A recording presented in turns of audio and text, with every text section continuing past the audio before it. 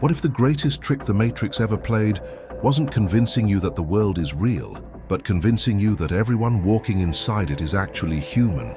Look closely at the people around you today. The vacant stare in the subway, the co-worker who repeats the same scripted phrases like a looped recording, the politicians who mimic empathy with cold, dead eyes.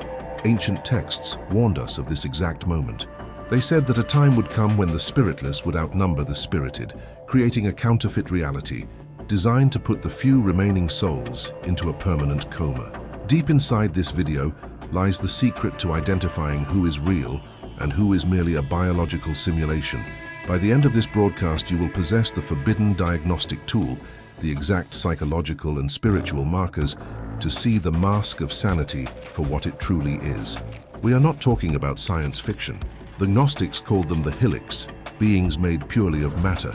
The esoteric Christian mystic Boris Moraviev called them pre-Adamic man, a race that looks like us, bleeds like us, but possesses absolutely no potential for spiritual immortality.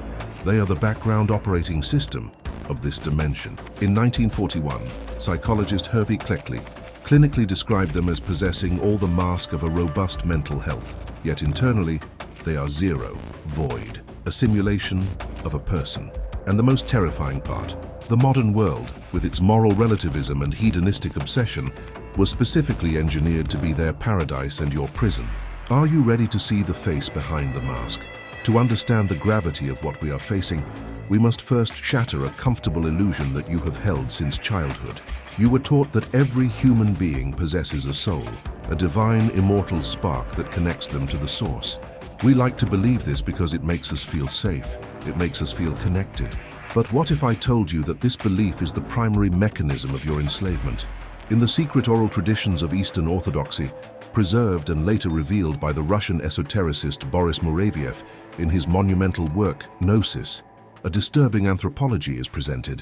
He describes humanity not as one species, but as two distinct races coexisting on the same planet, looking physically identical but spiritually alien to one another. He called them Adamic man and pre-Adamic man. Adamic man is the being who fell from a higher state of grace, shattering his connection with the divine, but, and this is crucial, he retains the broken fragments of that connection. He has the potential to reconnect. He feels a vague, agonizing nostalgia for something he cannot name. He suffers because he knows he does not belong here, but pre-Adamic man, he has no fall to remember. He belongs entirely to this world. He is a native of the Matrix. He has no magnetic center pulling him toward higher truth because he lacks the spiritual organ required to perceive it.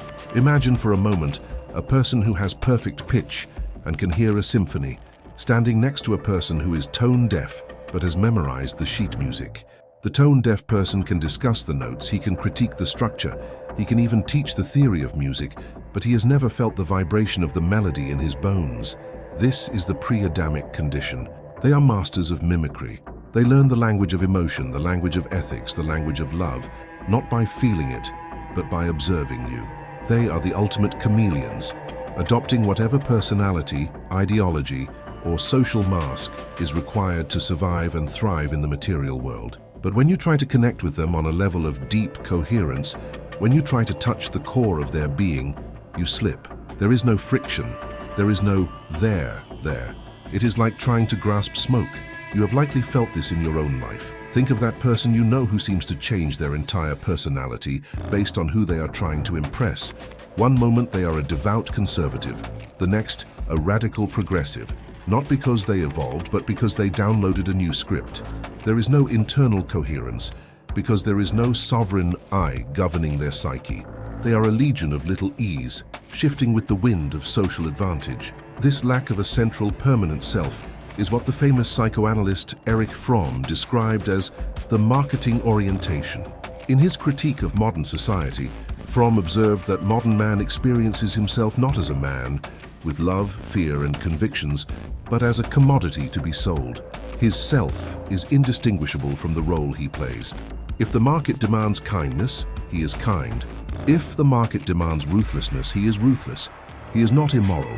He is amoral, purely functional, like a machine that does not ask why it cuts the wood, only how fast it can do it.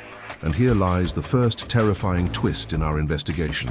This state of being soulless is not necessarily a rare anomaly of serial killers. It is the default setting of a society that has rejected the vertical dimension of existence. When a civilization kills God, not the bearded man in the sky, but the concept of absolute truth and objective reality, it creates a vacuum, and into that vacuum steps the pre-Adamic man for whom truth is whatever makes him feel good or rich or powerful in the moment. Does this remind you of the world we live in today? Have you ever looked into the eyes of a leader or a celebrity and felt a cold, reptilian efficiency where a human soul should be? This brings us to the dark heart of the Gnostic revelation. The Gnostics, those early mystics who were hunted down for possessing forbidden knowledge, classified humanity into three strict categories: the pneumatics, those with spirit; the psychics, those with a mind but no spirit; and the hylix, the material ones. The hylix were described as waterless clouds carried by winds. They are biological portals through which the forces of the archons, the rulers of this false reality, can operate without resistance. Because they lack a divine firewall, they are open systems. Boris Muraviev takes this ancient classification and applies a terrifying precision to it. He explains that the pre-Adamic man serves a specific function in the ecosystem of humanity. They are the check valves of evolution. Their purpose, unbeknownst even to themselves, is to maintain the status quo of the matrix. They are the organic enforcers of consensus reality. Have you noticed what happens when you start to wake up? When you start talking about higher consciousness, or questioning the narrative of fear, or seeking a life of deep spiritual integrity? Who attacks you first? It is rarely the government in black suits. It is usually your family. It is your normal friends. It is the colleague who suddenly becomes aggressive and mocking. They act as an immune system for the matrix, attacking the foreign body, you, that is trying to wake up. Muraviev warns that because they have no inner life, they feed on the emotional energy of those who do. This is the metaphysical basis of the energy vampire.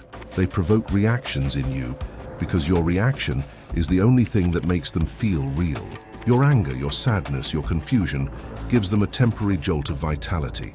And this is where the pathology becomes clinical. The description of the pre-Adamic man aligns with chilling accuracy to the profile of the psychopath or sociopath, but not necessarily the violent kind. We are talking about the corporate psychopath, the functional narcissist. The pioneering psychiatrist Hervey Cleckley, in his seminal work The Mask of Sanity, described the psychopath not as a monster, but as a machine that mimics humanity perfectly. He wrote, "The observer is confronted with a convincing mask of sanity, yet the processes of deep emotion, of insight, of genuine connection are utterly absent. These individuals are characterized by a profound lack of internal coherence. A soulless person cannot be true to themselves because they have no self to be true to. They live in a permanent state of self-deception. They lie, not always to deceive you, but because the concept of truth is irrelevant to them. If a lie serves their immediate desire, it becomes their truth. This is why you cannot argue with them. You are playing chess. They are chewing the pieces." Frithjof Schuon, the great metaphysician and disciple of the perennial tradition, diagnosed this as the atrophy of the intellect, not the brain, but the intellectus, the eye of the heart that perceives the eternal. He argued that modernism is essentially a pre-Adamic ideology. It denies the existence of anything higher than matter and ego.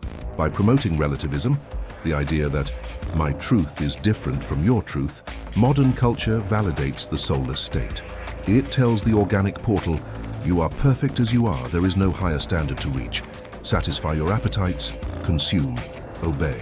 When a society abandons the search for the absolute, it builds a throne for the psychopath. Why? Because in a world without objective morality, the man with no conscience is king. He is unburdened by guilt. He is unhindered by empathy. He is the perfect capitalist, the perfect politician, the perfect soldier of the system. He is the emptiness that devours the world. And here is the twist that Muraviev hides in his dense pages. The pre-Adamic man is not evil in the traditional sense. He is not choosing to be bad. He is simply incapable of being good in the spiritual sense, because he lacks the hardware. He is a predator in the same way a lion is a predator. It is his nature. The tragedy and the danger is that we project our own soul onto them. We assume they feel what we feel. We assume that if we just explain our pain, they will understand. But they cannot. You are crying in a language they do not speak. But what happens when you realize that the person sleeping next to you might not be sleeping at all, but simply turned off? Let us descend deeper into the mechanics of this deception. How does a person without a soul navigate a world built on human connection? They use a substitute, the personality.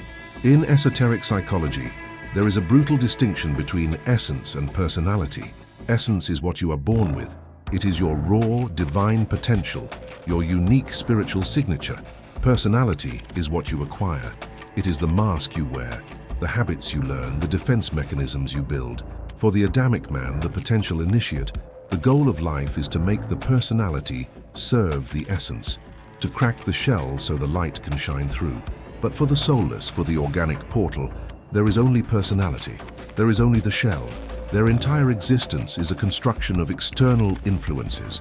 This is why they are so obsessed with status, with symbols of success, with being seen as virtuous by the mob. Since they have no internal value, they must extract all their value from the outside. They are the ultimate conformists. If the TV says be afraid, they are terrified. If the trend says be outraged, they are furious. They do not generate their own thoughts. They channel the general law, the collective frequency of the matrix. This explains the phenomenon of mass formation or mass psychosis we have witnessed in recent years.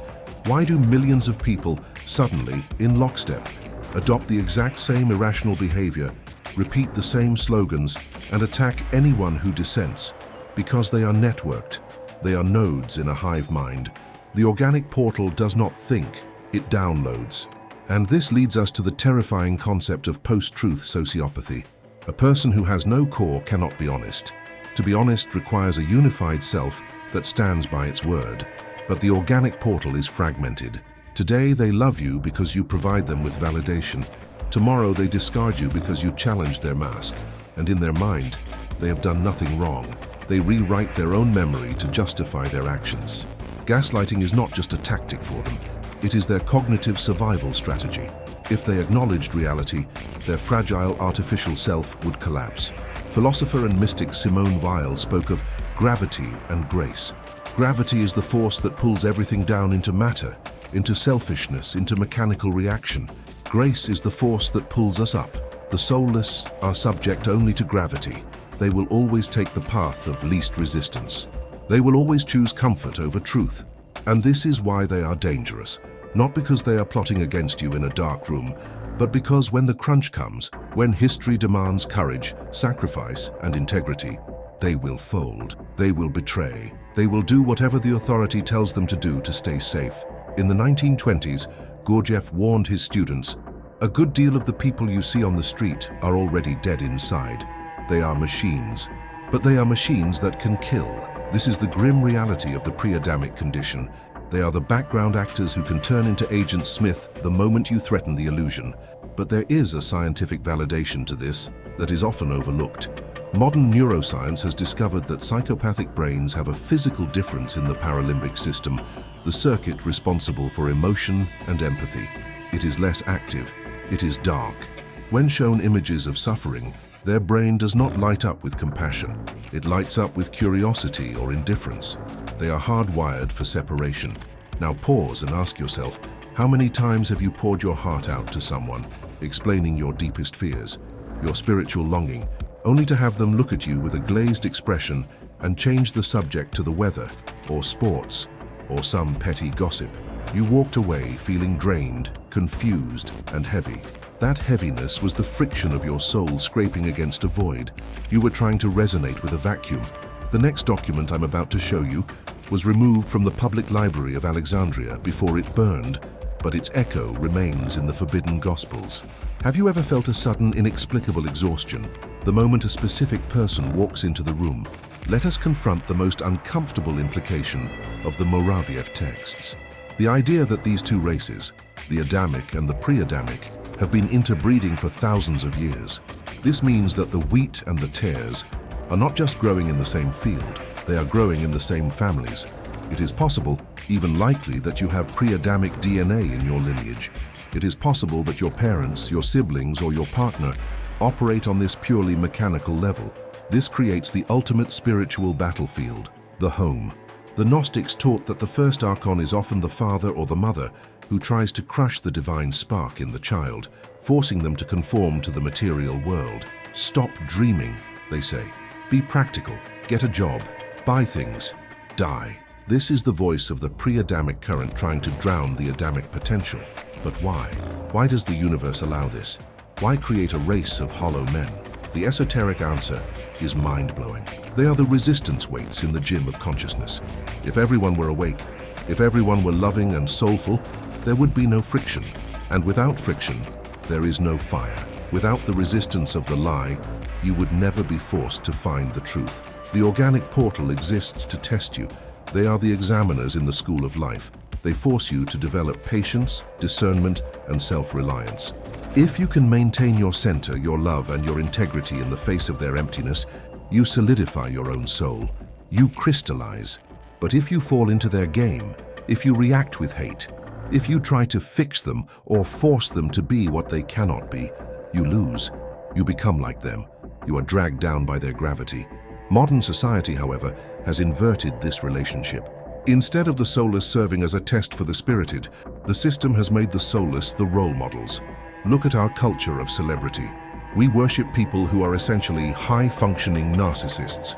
We celebrate influencers, whose entire existence is a curated mask. We reward ruthlessness in business. We have built a pre-Adamic civilization, and the result is a world that is loud, shiny, fast, and utterly dead inside. A world of infinite entertainment and zero meaning. Fritjof Schuon warned that when the infrahuman elements take control of a civilization, they create a counter-spirituality. They don't just ban religion, they replace it with a parody. Political fanaticism becomes their religion. Science becomes their dogma. Pleasure becomes their sacrament. This is the world of the organic portal, a flat, horizontal world where the vertical dimension of spirit is not just ignored, it is hated. Because deep down in the darkest corner of their subconscious, the pre-Adamic man hates the Adamic man. He hates him because the Adamic man possesses the one thing the pre-Adamic man can never have: eternity. This envy is the root of the Cain and Abel archetype. Cain, the man of the earth, kills Abel, the man of the spirit. Why? Because Abel's offering was accepted by the fire. Abel had a connection. Cain did not. This ancient murder is replayed every day in offices, in relationships, and in the comment sections of the internet. The spiritless trying to destroy the spirited, simply because the light of the spirit reveals the darkness of the void. But wait, before you start diagnosing everyone around you, there is a trap you must avoid. A trap so subtle that Moraviev dedicates entire chapters to it. The most dangerous organic portal is not the one outside of you, it is the one inside of you. Have you ever caught yourself acting out a role so perfectly that you forgot who you really were? The most terrifying realization you will ever face on this journey is not that your neighbor might be soulless, it is that you might be soulless for 90% of your day. Gurdjieff, the master of the fourth way, dropped a bomb on the spiritual community when he stated, "Man has no permanent I. Man is a machine. He has no independent movements inside or outside of himself. He is a marionette pulled by invisible strings." This is the trap of the binary. We want to believe it is us versus them, the awakened versus the sleepers. But the esoteric truth is far more humbling. The state of the organic portal, the state of mechanical reaction, of sleepwalking, of identity derived solely from the outside, is the default state of the human animal. It is the factory setting. When you are lost in a scrolling loop on your phone for 2 hours, who is operating your body? Is it your divine soul, or is it the dopamine-seeking biological machine? When you scream at a driver in traffic, losing all sense of peace, where did your higher self go? It vanished. In those moments, you are indistinguishable from the pre-Adamic man. You are reacting, not acting. You are a portal for anger, a portal for distraction, a portal for the matrix. This is the great secret that Moraviev and the Gnostics tried to teach. The soul is not a guaranteed possession. It is a possibility. It is a seed.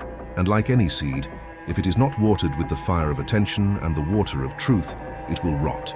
A person can be born with Adamic potential, with the seed of immortality, and yet live their entire life as an organic portal, dying without ever having activated their spirit. This is the tragedy of the failed initiate. So the test is not just to identify the soulless around you. The test is to kill the soullessness within you. The matrix relies on your internal organic portal to keep you hooked. It relies on your vanity, your fear, your desire for approval. Every time you seek validation from a system that hates you, you are feeding the machine.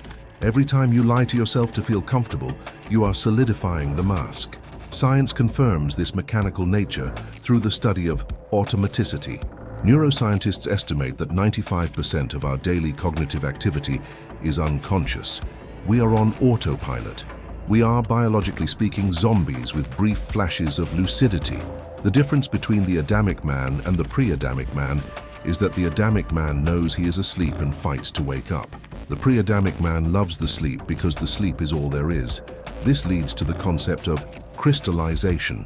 To escape the fate of the organic portal, which is total dissolution of personality at death, you must crystallize a permanent center of gravity within yourself. You must build a soul that can survive the shock of biology. This is done through conscious suffering, not masochism, but the pain of seeing yourself as you truly are. It hurts to admit you are a liar. It hurts to admit you are weak. It hurts to admit you have been a machine. But that pain is the fire that fuses the dust of your being into a diamond. The organic portal cannot feel this pain. They have buffers, psychological airbags that prevent them from ever seeing their own contradictions. If you point out their hypocrisy, they don't reflect. They attack. But you have the capacity for remorse. And remorse, strange as it sounds, is the proof of your soul. Only a being with a connection to the absolute can feel the pain of being separated from it. Your sadness is your compass. Your dissatisfaction with this fake world is the only proof that you belong to a real one. But be careful. The Matrix has a fail-safe mechanism for those who start to crystallize. It sends the agent Smith in the form of a lover, a friend, or a mentor who mirrors your spiritual language but lacks the essence. They will drain you dry. They will use your own empathy against you. In 2019, a CIA declassified document accidentally confirmed the exact frequency the monks were using to shield their consciousness from external interference. Have you ever felt that the more you try to wake up, the harder the world tries to distract you? So, what is the protocol? How do you survive in a world where half the population might be biologically incapable of understanding you? You do not fight them. You do not hate them. You apply the law of silence. Jesus spoke of this when he warned, "Do not cast your pearls before swine, lest they trample them under their feet and turn and tear you to pieces." This is not an insult to the swine. It is a statement of fact. A pig cannot digest a pearl. A pre-Adamic man cannot digest a spiritual truth.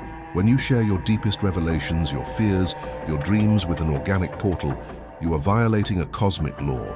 You are trying to force resonance where there is none. And the result is always the same. They will mock you, ignore you, or use that information to manipulate you later. The solution is the grey rock method, elevated to a spiritual art. To the soulless, be as boring as a grey rock. Be polite, be functional, be kind, but be closed. Keep your flame hidden in the lantern of your heart. Do not look for nourishment in empty cupboards. Stop expecting your sleeping family members to wake up just because you did. Stop expecting the corporate system to validate your soul. It cannot. It is not designed to.